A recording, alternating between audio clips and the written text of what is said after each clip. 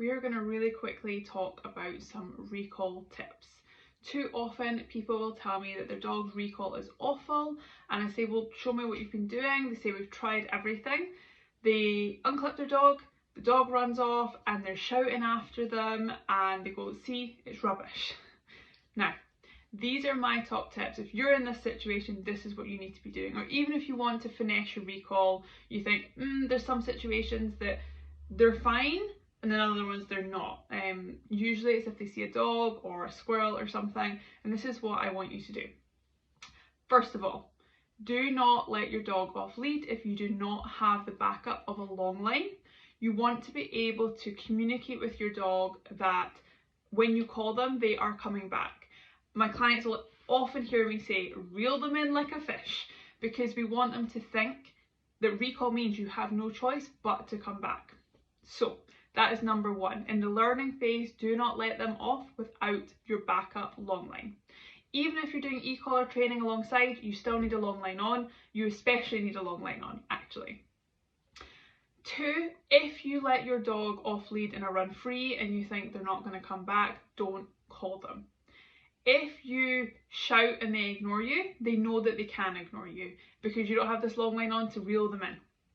The third thing is that when you do call them, don't just wait for them. We want to give them the opportunity to recall, but if they don't, this is where the lead pressure comes on and you're reeling them in and reward them.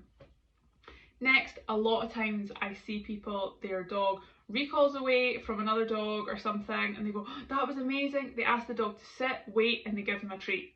Now, we're not rewarding the recall in that situation. We are rewarding the sit and the wait. As soon as your dog comes back, that's when you reward them. Don't ask them for anything else.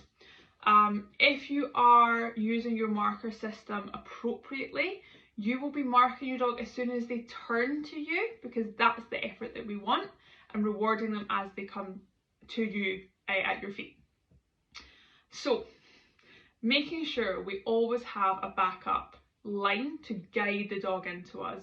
We're not just shouting after, Fido, Fido, Fido come, Fido here. It's dog's name, recall cue. If they don't recall, lure them in. As soon as they turn, yes, give them the food, mark and then reward them, and then release them back to the environment if that's what you want to do, or ask them into a heel.